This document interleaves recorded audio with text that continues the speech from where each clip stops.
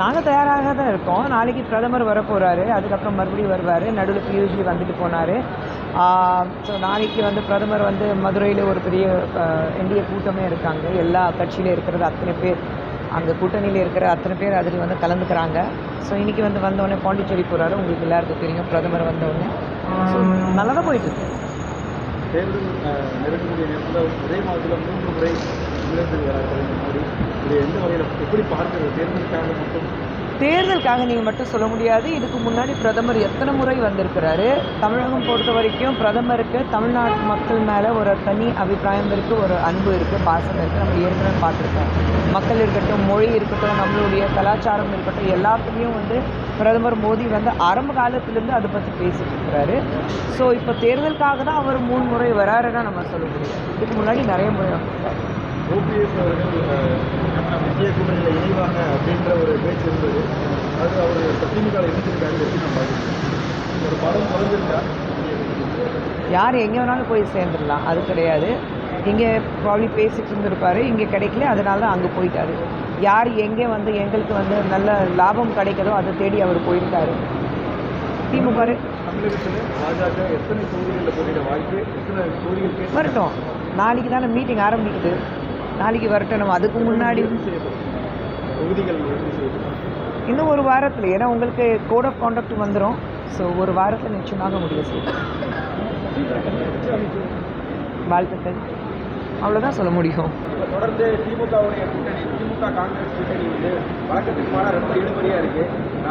டெல்லியிலேருந்து வந்தவங்களும் விஜய் கூட நாங்கள் பேச்சுவார்த்தை நடத்தலை அப்படின்னு மறுக்கல. அவங்களுடைய கூட்டணி நிலைப்பாடு எப்படி நீங்கள் நினைக்கிறீங்க?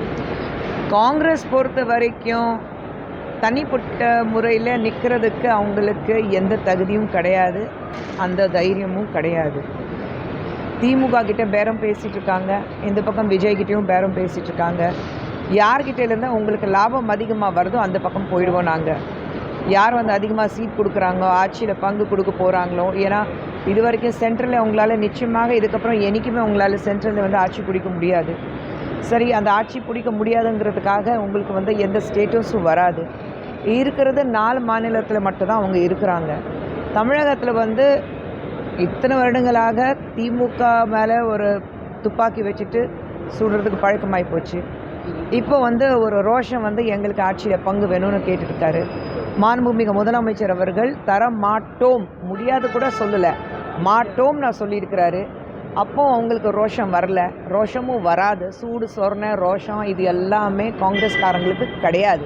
ஸோ யார் எங்கே எங்களுக்கு வந்து நாங்கள் கேட்குறது எங்களுக்கு கொடுக்குறாங்களோ அந்த பக்கம் போயிடுவோம். ஸோ அந்த பேச்சுவார்த்தை போயிட்டுருக்கு. அதான் நான் சொன்னேன், ஒட்டுமொத்தமாக இந்த ஒரு வாரத்துக்குள்ளே எல்லோரும் முடிவு பண்ணணும். ஒரு வாரத்தை தெரிஞ்சிடும் உங்களுக்கு காங்கிரஸ் இந்த பக்கமா அந்த பக்கமா. நான் சொல்வேன், உங்களுக்கு அவ்வளோ தைரியம் இருந்தால், அவ்வளோ ரோஷம் இருந்தால் தனியாக நில்லுங்களேன். ஒரு தேர்தலில் நின்றுட்டு பாருங்களேன், உங்களுக்கு இவ்வளோ ரோஷம் காட்டுறீங்க. உங்களுக்கு அந்த ஒரு சீட் ஜெயிக்கிறதுக்கு தகுதி இருக்கா? சொந்தமாக நின்று பாருங்கள், பார்ப்போம்.